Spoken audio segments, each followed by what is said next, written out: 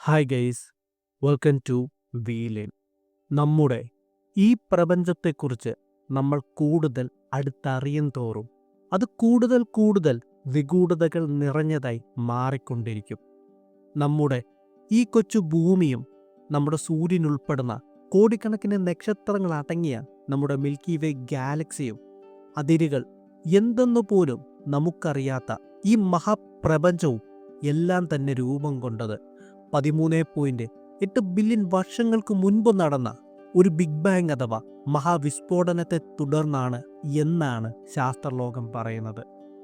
നമുക്ക് ചിന്തിക്കുവാൻ സാധിക്കുന്നതിലും ചെറുതും ഇൻഫൈനിറ്റ് ഡെൻസിറ്റിയും ഉണ്ടായിരുന്ന സിംഗുലാരിറ്റിയിൽ നിന്നുമാണ് ഈ പ്രപഞ്ചം രൂപം കൊണ്ടത് എന്ന് ശാസ്ത്രലോകം പറയുമ്പോൾ കൂടെ അതൊരിക്കലും മനുഷ്യനെ തൃപ്തിപ്പെടുത്തുന്ന ഒരു വിശദീകരണം ആയിരുന്നില്ല എന്നതാണ് യാഥാർത്ഥ്യം. ബിഗ് ബാങ് തിയറി രൂപം കൊണ്ടുവന്ന കാലം മുതൽ തന്നെ ഉരുത്തിരിഞ്ഞു വന്ന ചോദ്യങ്ങളിലൊന്നായിരുന്നു ബിഗ് ബാങ് അല്ലെങ്കിൽ മഹാവിസ്ഫോടനത്തിന് മുൻപെന്തായിരുന്നു. ഈ ചോദ്യം ചോദിക്കുമ്പോൾ തന്നെ നമ്മൾ എത്തിച്ചേരുക ഒരു വലിയ പാരഡോക്സിലുമായിരിക്കും. കാരണം ശാസ്ത്രലോകം പറഞ്ഞത് ഇതായിരുന്നു: സമയം, ടൈം അല്ലെങ്കിൽ കാലമുണ്ടായതു തന്നെ ബിഗ് ബാങ്ങിൽ നിന്നുമാണ്. അതുകൊണ്ട് തന്നെ അതിനു മുൻപ് എന്നൊരു വാക്കിന് ഇവിടെ യാതൊരു പ്രസക്തിയും ഇല്ല എന്നതായിരുന്നു. പക്ഷേ ആ വിശദീകരണത്തിൽ പ്രപഞ്ചത്തെക്കുറിച്ച് കൂടുതൽ അടുത്തറിയുവാൻ ആഗ്രഹിച്ച മനുഷ്യൻ ഒരിക്കലും തൃപ്തനായിരുന്നില്ല. അവൻ പിന്നെയും പിന്നെയും ആ ചോദ്യത്തിന് പുറകെ വിശദമായ പഠനങ്ങൾ നടത്തുവാനായി ആരംഭിക്കുകയും ചെയ്തു. അങ്ങനെ കാലങ്ങളായി നടത്തിയ പഠനത്തിലൂടെ അവർ ചില ഹൈപ്പോത്തസിസുകളും മുൻപോട്ട് കൊണ്ടുവരികയുണ്ടായി. അതിലേക്ക് പോകും മുമ്പ് സിംഗുലാരിറ്റിയിൽ നിന്നും തന്നെ നമുക്ക് ആരംഭിക്കാം. ബിഗ് ബാങ് അല്ലെങ്കിൽ മഹാവിസ്ഫോടന സിദ്ധാന്തത്തിൻ്റെ കാതൽ എന്ന് പറയുന്നത് സിംഗുലാരിറ്റിയാണ്. ഇതനുസരിച്ച് നമ്മുടെ ഈ പ്രപഞ്ചം ഒരിക്കൽ ഇൻഫൈനിറ്റ് ടെമ്പറേച്ചറും ഇൻഫൈനിറ്റ് ഡെൻസിറ്റിയും ചിന്തിക്കുവാൻ സാധിക്കുന്നതിലും തീർത്തും ചെറുതുമായ ഒരു ബിന്ദുവായിരുന്നു എന്നാണ് ശാസ്ത്രലോകം പറയുന്നത്. ഇതിനെയായിരുന്നു സിംഗുലാരിറ്റി എന്ന് വിശേഷിപ്പിച്ചതും. ഇന്നത്തെ നമ്മുടെ ഫിസിക്സിലെ എല്ലാ അറിവുകളും ചീട്ടുകൊട്ടാരം പോലെ തകർന്നടിയുന്ന സമയമോ സ്ഥലമോ ഭൗതികശാസ്ത്രത്തിലെ ഒരു നിയമങ്ങളോ കണക്ക് കൂട്ടലുകളോ എല്ലാം തന്നെ തെറ്റായി മാറുന്ന ഒരിടം. ആ സിംഗുലാരിറ്റി എന്തോ കാരണത്താൽ വികസിക്കുവാനായി ആരംഭിച്ചു. ആ നിമിഷത്തെയാണ് നാം ബിഗ് ബാങ് എന്ന് വിശേഷിപ്പിക്കുന്നത്. അതായത് ബിഗ് ബാങ്ങിന് മുൻപ് എന്തായിരുന്നു എന്ന് ചോദിച്ചാൽ നമുക്ക് കിട്ടുന്ന ഉത്തരം സിംഗുലാരിറ്റി എന്നതായിരിക്കും. പക്ഷേ യഥാർത്ഥത്തിൽ ഇതൊരു ഉത്തരമല്ല, മറിച്ച് മറ്റൊരു ചോദ്യത്തിലേക്കായിരിക്കും നമ്മളെ എത്തിക്കുക. അങ്ങനെയെങ്കിൽ സിംഗുലാരിറ്റി രൂപം കൊണ്ടതെങ്ങനെ? ആ അവസ്ഥയിൽ അത് എങ്ങനെ എത്തിച്ചേർന്നു? ഇങ്ങനെയൊരു ചോദ്യം ചോദിക്കുകയാണെങ്കിൽ ശാസ്ത്രലോകത്തിന് വ്യക്തമായ യാതൊരു ഉത്തരവും ഇല്ല എന്നത് തന്നെയാണ് യാഥാർത്ഥ്യം. പക്ഷെ എന്നാൽ അനേകം ബുദ്ധിശാലികളായ ശാസ്ത്രജ്ഞർ ഈ ചോദ്യത്തിനുള്ള ഉത്തരം തേടി അനേകം യാത്രകൾ നടത്തുകയുണ്ടായി. ഇതിനെ തുടർന്ന് അവർ ചില ഹൈപ്പോത്തസിസും കണ്ടെത്തലുമൊക്കെ മുൻപോട്ടും കൊണ്ടുവരികയുണ്ടായി.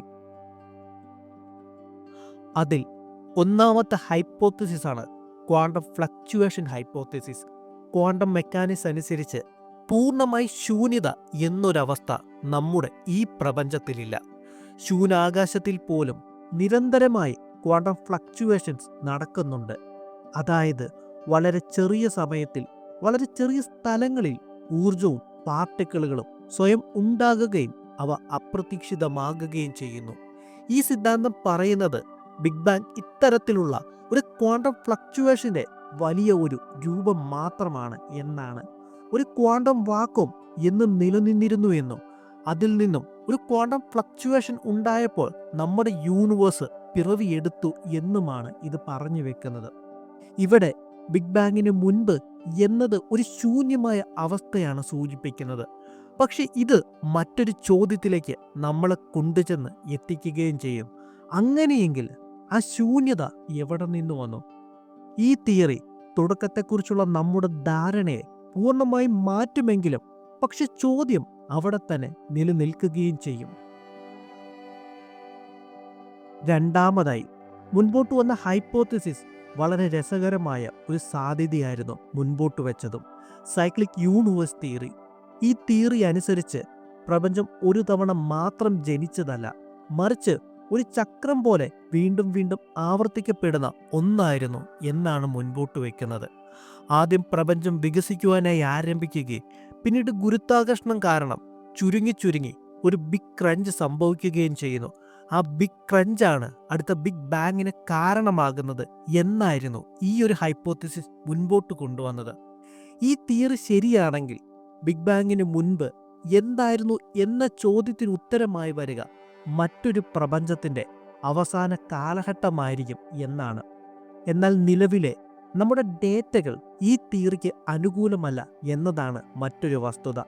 നമ്മുടെ യൂണിവേഴ്സ് വളരെ വേഗത്തിലാണ് വികസിച്ചുകൊണ്ടിരിക്കുന്നത്. അതുകൊണ്ട് തന്നെ ഒരു ബിഗ് ക്രഞ്ച് ഉണ്ടാകുവാനുള്ള സാധ്യതയാകട്ടെ വളരെ കുറവാണ് എന്നാണ് ശാസ്ത്രജ്ഞർ കരുതുന്നതും. മൂന്നാമതായി മുൻപോട്ട് പോകുന്ന തിയറിയാകട്ടെ ഏറ്റവും വിചിത്രവും എന്നാൽ ഏറ്റവും ആകർഷകരവുമായ ഒരു ആശയമായിരുന്നു മുൻപോട്ട് വെച്ചത്, മൾട്ടിവേഴ്സ് തിയറി. ഇതിൻ്റെ ആശയം വളരെ ലളിതമാണ്. നമ്മുടേത് മാത്രമല്ല, അനന്തമായ മറ്റ് യൂണിവേഴ്സുകളും നിലനിൽക്കുന്നുണ്ട് എന്നും ഓരോ യൂണിവേഴ്സിനും അതിൻ്റേതായ ഫിസിക്സിലെ നിയമങ്ങളും ടൈമും സ്പേസും എന്നിവയെല്ലാം ഉണ്ടായിരിക്കാമെന്നും നമ്മുടെ ബിഗ് ബാങ് അനന്തമായ മറ്റ് കോസ്മിക് ബബിളുകൾക്കിടയിൽ നടന്ന ഒരു സംഭവം മാത്രമായിരിക്കാമെന്നും ഈ തിയറി പറയുന്നു. ഈ തിയറി ശരിയാണെങ്കിൽ ബിഗ് ബാങ്ങിന് മുൻപ് മറ്റ് യൂണിവേഴ്സുകൾ നിലനിന്നിരിക്കാമെന്നും അവിടെ സമയത്തിൻ്റെ ആശയം നമ്മുടേതുപോലെ ആയിരിക്കണമെന്ന് ഇല്ല എന്നും, അതായത് നമുക്ക് മുൻപ് എന്നുള്ളത് അവർക്ക് ശേഷമെന്ന ചോദ്യമായിരിക്കാം. ഈ തിയറി പല ശാസ്ത്രജ്ഞരെയും ആകർഷിക്കുന്നുണ്ട് എങ്കിലും പക്ഷെ ഇത് തെളിയിക്കുവാൻ നമുക്ക് നിലവിൽ യാതൊരു വഴികളും ഇല്ല എന്നതാണ് മറ്റൊരു യാഥാർത്ഥ്യം. അപ്പോൾ ബിഗ് ബാങ്ങിന് മുൻപ് എന്തായിരുന്നു? സത്യത്തിൽ കൃത്യമായ ഒരു ഉത്തരം നമുക്ക് ഇല്ല എന്നത് തന്നെയാണ് വാസ്തവം. ഈ ചോദ്യം ഒരു പക്ഷേ ഒരിക്കലും ഉത്തരം കണ്ടെത്തുവാൻ കഴിയാത്ത ഒരു ചോദ്യമായി നിലകൊള്ളുകയും ചെയ്യും. കാരണം നമ്മുടെ യൂണിവേഴ്സിൻ്റെ തുടക്കം മനസ്സിലാക്കുവാൻ നമ്മൾ ഉപയോഗിക്കുന്ന ഫിസിക്സിലെ നിയമങ്ങൾ പോലും ഒരു പക്ഷേ അവിടെ ബാധകമായിരിക്കില്ല. എങ്കിലും ഈ ചോദ്യം നമ്മളെ പ്രചോദിപ്പിച്ചുകൊണ്ടിരിക്കുക തന്നെ ചെയ്യും. കൂടുതൽ പഠിക്കുവാനും കൂടുതൽ അന്വേഷിക്കുവാനും കൂടുതൽ അനന്തമായി ഈ പ്രപഞ്ചത്തെക്കുറിച്ച് അടുത്തറിയുവാനും നമ്മളെ പ്രേരിപ്പിക്കുകയും ചെയ്യും. ഇതുപോലെയുള്ള ചോദ്യങ്ങളാണ് മനുഷ്യരാശിയുടെ വളർച്ചയുടെ കാതൽ. നമ്മൾ എവിടെ നിന്ന് വന്നു, നമ്മൾ എങ്ങോട്ട് പോകുന്നു എന്നറിയുവാനുള്ള ഒരു യാത്ര. മനുഷ്യ ചരിത്രത്തിലെ ഏറ്റവും മഹത്തായ സാഹസങ്ങളിൽ ഒന്നുമായിരിക്കും അത്. ഒരു പക്ഷേ ഒരു നാൾ ഭാവിയിൽ ഒരു ശാസ്ത്രജ്ഞൻ ഈ ചോദ്യത്തിനുള്ള ഒരു പുതിയ ഉത്തരം കണ്ടെത്തുകയും ചെയ്യുമായിരിക്കാം. അതുവരെ നക്ഷത്രങ്ങളെ നോക്കി ഈ മഹാപ്രപഞ്ചത്തെക്കുറിച്ചുള്ള രഹസ്യങ്ങൾ നമുക്ക് കൂടുതൽ കൂടുതൽ സ്വപ്നം കണ്ടുകൊണ്ട് തന്നെ ഇരിക്കാം. അപ്പം ഞാൻ വീഡിയോ കൺക്ലൂഡ് ചെയ്യുകയാണ്. വീഡിയോ കൺക്ലൂഡ് ചെയ്യുന്നതിന് മുമ്പ് നമ്മുടേത് വളരെ ചെറിയൊരു ചാനലാണ്. നിങ്ങളുടെയൊക്കെ സപ്പോർട്ട് ഉണ്ടെങ്കിൽ മാത്രമേ നമുക്ക് മുൻപോട്ട് പോകാനായിട്ട് സാധിക്കുകയുള്ളൂ. യൂട്യൂബിൽ വീഡിയോ കൂടുതൽ ലൈക്കും കമൻറ്റൊക്കെ കിട്ടുന്ന വീഡിയോസാണ് സാധാരണ യൂട്യൂബ് പ്രൊമോട്ട് ചെയ്യാറുള്ളത്. നമ്മുടെ ചാനലിൽ ലൈക്കും കമൻറ്റൊക്കെ തീർത്തും കുറവാണ്. അപ്പോൾ നിങ്ങളുടെ സപ്പോർട്ട് ഉണ്ടായിരിക്കണമെന്ന് ഞാൻ നിങ്ങളുടെ അടുത്ത് റിക്വസ്റ്റ് ചെയ്യുകയാണ്. അപ്പോൾ എല്ലാവരും സന്തോഷത്തോടു കൂടിയിരിക്കുക, എല്ലാവരും ഹാപ്പി ആയിട്ടിരിക്കുക. നമുക്ക് അടുത്തൊരു വീഡിയോയിലൂടെ കാണാം.